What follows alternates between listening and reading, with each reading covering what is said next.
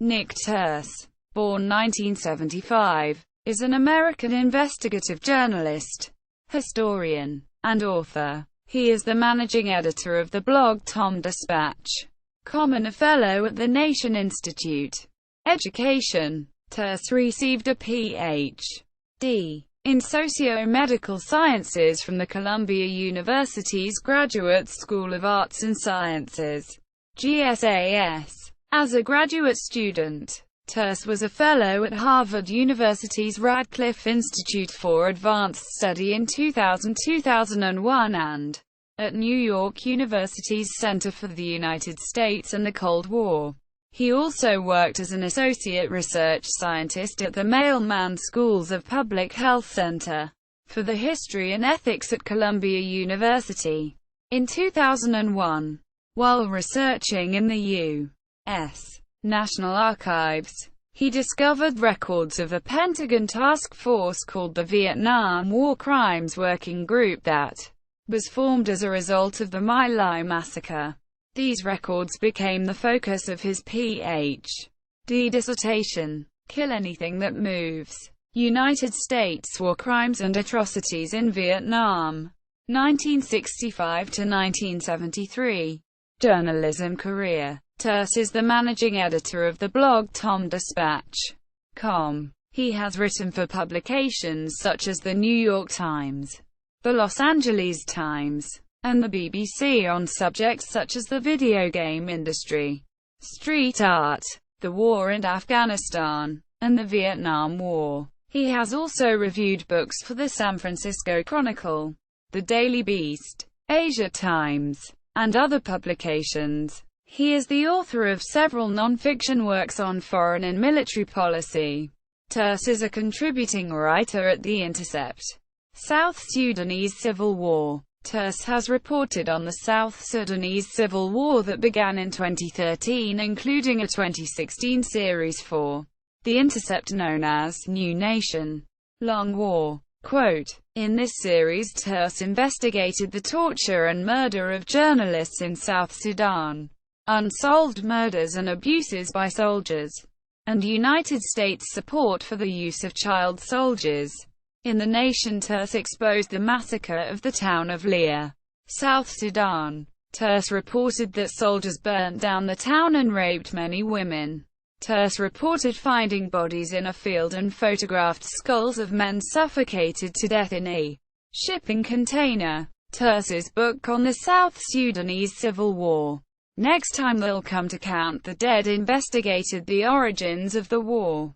Kenneth Roth, the executive director of Human Rights Watch, wrote, "Turse gives a sobering account of the horrific crimes against ordinary people that define South Sudan's conflict. He shows how efforts to count the dead, investigate the crimes, and bring perpetrators to justice have so far failed. His compelling account reminds us why accountability is both urgent and necessary." The Los Angeles Review of Books said Turse delivers a scathing and deeply reported account of South Sudan's suffering since its collapse in December 2013. Quote, "Drone Papers." Turse was part of the investigative team at The Intercept that won the 2016 New York Press Club Award for Special Event Reporting and the 2016 Online Journalism Association Award for Investigative Data Journalism for The Drone Papers.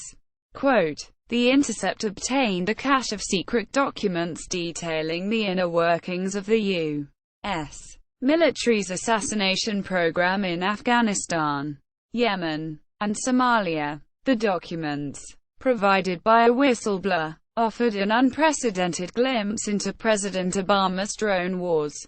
Los Angeles Times series. Turse is the co-author of a series of articles for the Los Angeles Times that was a finalist for the 2006 Tom Renner Award for Outstanding Crime Reporting from Investigative Reporters and Editors, Inc. This investigation, based on declassified Army records, interviews, and a trip to Vietnam, found that U.S. troops reported more than 800 war crimes in Vietnam.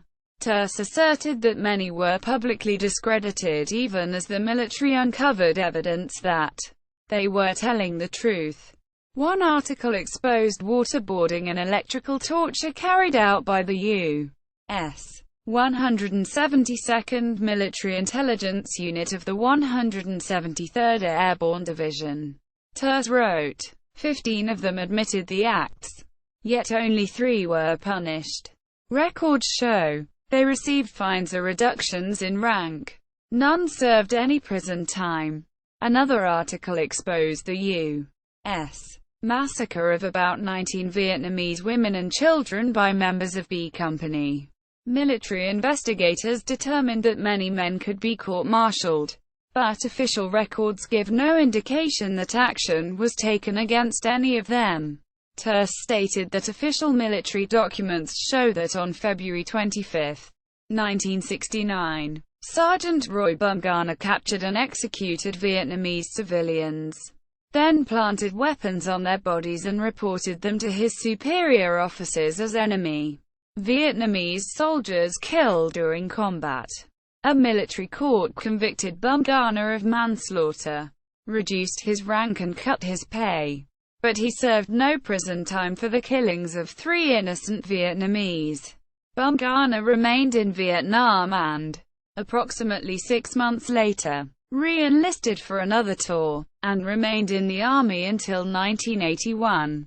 Operation Speedy Express Expose. In a 2008 expose in The Nation for which he won the Reidenhauer Prize, Turse reported on a veteran whistleblower who served in Operation Speedy Express.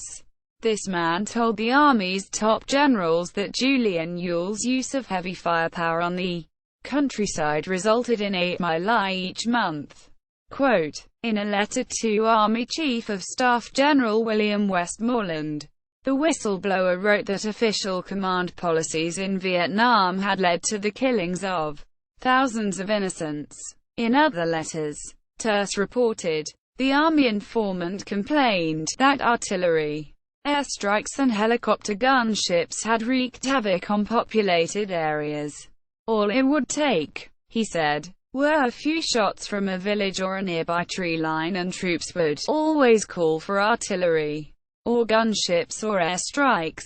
Single quote. Lots of times, the whistleblower wrote, it would get called for even if we didn't get shot at. And then when we would get in the village there would be women and kids crying and sometimes hurt or dead. Quote. Turse went on to assert that the veterans' allegations were kept secret and an inquiry into them was suppressed by the Pentagon. A later Newsweek investigation concluded that as many as 5,000 civilians were killed during Speedy Express. Turse claimed that evidence showed that the U.S. military lied about the operation when contacted by Newsweek and that the military's own investigation estimated that as many as 7,000 civilians had been killed during the operation. Turse's reporting asserted that Newsweek partially suppressed its own investigation as a favor to the Pentagon and Richard Nixon's White House, and that during the war, efforts by U.S. senators to look into Speedy Express were thwarted by Pentagon officials. Kill Anything That Moves. Turse has described Kill Anything That Moves 2013 as a history of Vietnamese civilian suffering at the hands of U.S. troops during the Vietnam War. The book is based on archival materials Turse discovered and interviews he conducted with eyewitnesses in the U.S. and Vietnam, including 100 American Vietnam War veterans. Turse won a 2014 American Book Award and A.I.F. Stone Award for Kill Anything That Moves.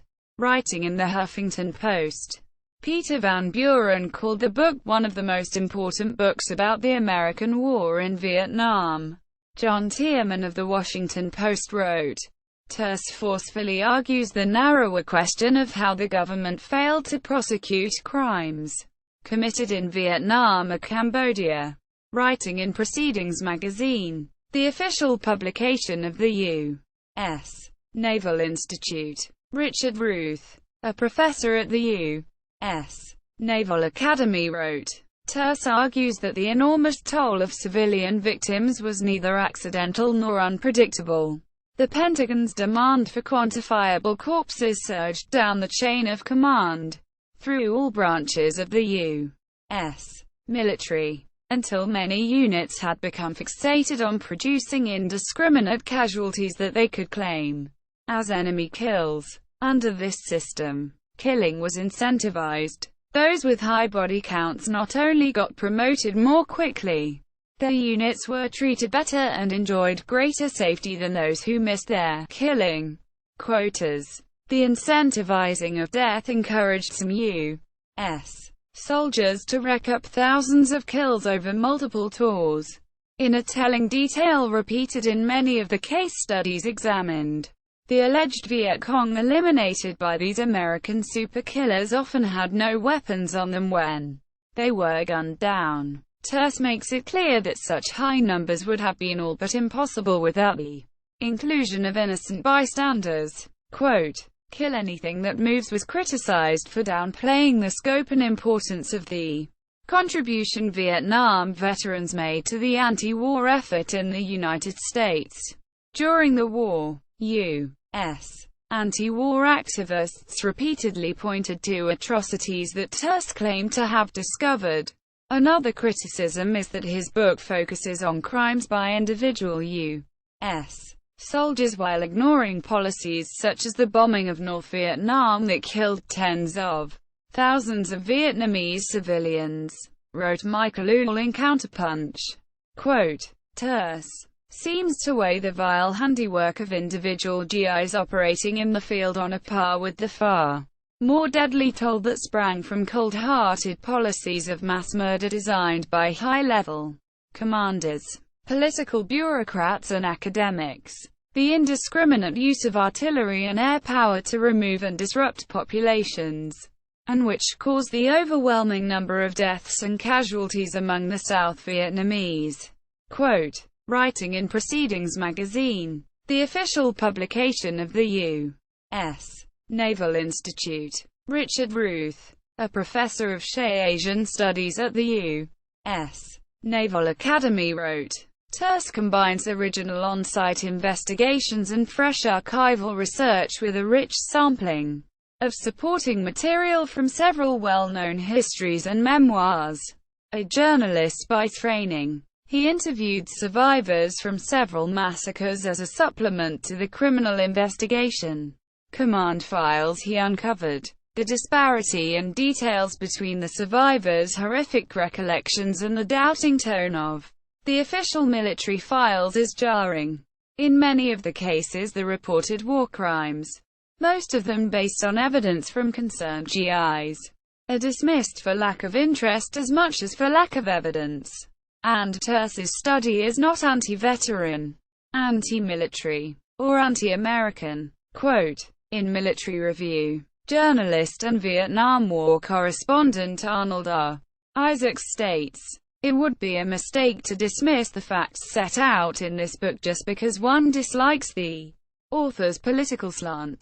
His conclusions may be overstated, but Turse makes a strong case that the dark side of America's war in Vietnam was a good deal darker than is commonly remembered. If the American war was not a crime against humanity, Turse confronts us with convincing evidence that there was an American war that it is hard to call anything else, and that we should not scrub this out of our history. Quote, in another review of Turse's book, Peter Zenoman and Gary Kulik have accused Turse of omitting crucial context, selectively quoting inflammatory witness comments without corroboration, and pursuing an ideologically driven caricature of the war in Vietnam.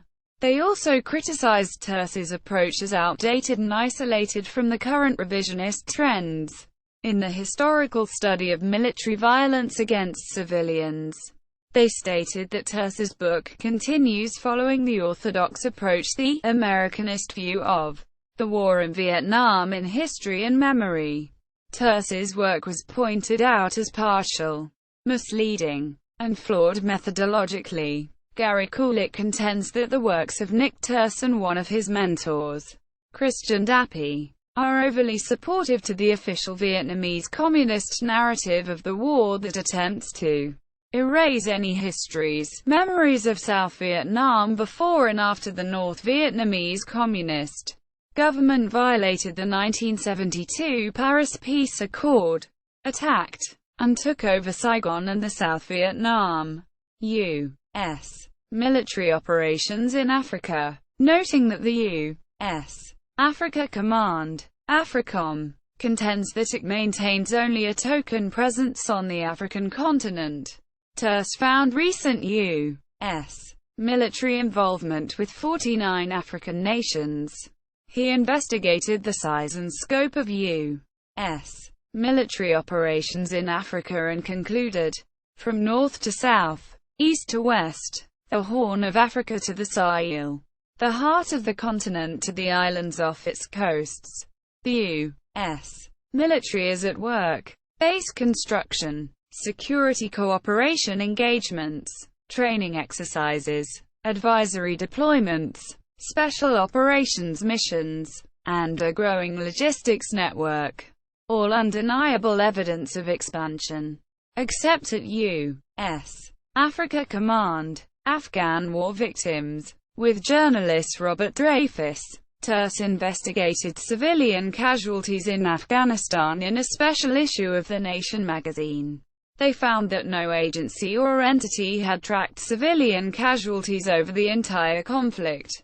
In 2008, the International Security Assistance Force, ISAF, and the U.S. military set up a civilian casualty tracking cell whose goal was to track and lower civilian casualties. According to Dreyfus and Turse, most civilians who died in the conflict did so at the hands of the Taliban and its allies, but that many thousands of Afghan civilians had been killed by U.S. and Allied forces. Columbine's Revolutionary Act. In the winter 2000 issue of the journal 49th Parallel, Turse wrote of Eric Harris and Dylan Klebold, the perpetrators of the Columbine High School massacre, who would not concede that terrorizing the American machine, at the very site where it exerts its most powerful influence, is a truly revolutionary task. To be inarticulate about your goals, even to not understand them, does not negate their existence. Approve or disapprove of their methods. Vilify them as miscreants. But don't dare disregard these modern radicals as anything less than the latest incarnation of disaffected insurgents waging the ongoing American Revolution. Historian David Farber of Temple University wrote that Turse's assertion only makes sense in an academic culture in which transgression is by definition political and in which any rage against society can be considered radical. Quote, During the global economic recession, Turse wrote about hard times at food banks, municipal meltdowns and other human costs of the economic crisis. He has written articles on the U.S. empire of bases, reporting in 2010 that there were more than 700 military bases in Afghanistan, and describing them by size and number of troops. Turse has written on the U.S. arms trade in the Middle East, including U.S. military brokered arms sales to Yemen and Bahrain. Recognition. 2016 American Book Award for Tomorrow's Battlefield. U.S. Proxy Wars and Secret Ops in Africa. 2009 Reidenhauer Prize for investigation into the killing of Vietnamese civilians by American troops during Operation Speedy Express. 2009 James Aronsono Award for Social Justice Journalism. 2009 Molly National Journalism Prize Honorable Mention. 2006 Tom Renner Award for Outstanding Crime Reporting from Investigative Reporters and Editors, Inc. Finalist. Works. Turse, Nick. The Complex. How the Military Invades Our Everyday Lives. New York. Metropolitan Books. 2008. Turse, Nick. The Case for Withdrawal from Afghanistan. London. Verso. 2010. Turse. Nick. And Tom Engelhardt. Terminator Planet. The First History of Drone Warfare. 2001 to 2050. Lexington. KY. Dispatch Books. 2012. Turse. Nick. The Changing Face of Empire. Special Ops. Drones.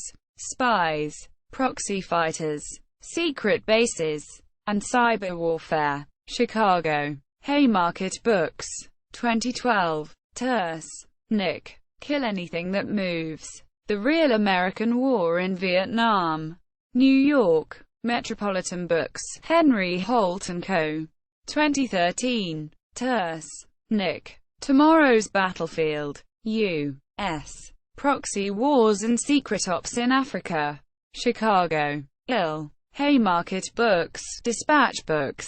2015. ISBN 9781608464630. See also. American War Crimes. List of massacres in Vietnam. Operation Wheeler, Wallowa. Pentagon Papers. Phoenix Program. United States Perpetrated Crimes. Vietnam War Casualties. Nick Turse website. Interview of Turse by Dave Davies on Fresh Air. January 28, 2012. Interview of Nick Turse by Amy Grunder. On Sounds of Dissent. January 12, 2013. Nick Turse accepting Reidenhauer Prize on YouTube. Nick Turse reveals his grim finding that My Lai was not an isolated incident. Review of Kill Anything That Moves. Fatal Vision review of Kill Anything That Moves. Intentional Atrocities in America's War in Vietnam. Review of Kill Anything That Moves. Apocryphal Now. The Psychology and Mythology of the Vietnam War. Review of Kill Anything That Moves. The Brutal Reality of the Vietnam War. Review of Kill Anything That Moves. Misrepresenting Atrocities. Kill Anything That Moves, and the Continuing Distortions of the War in Vietnam. Review of Kill Anything That Moves. Kulik, G. 2015. March 15. The War in Vietnam. Version 2.0. History News Network. Chris Hedges. Vietnam War, like the later Iraq and Afghanistan wars, was one long atrocity. Video. Trutherg. January 4, 2017.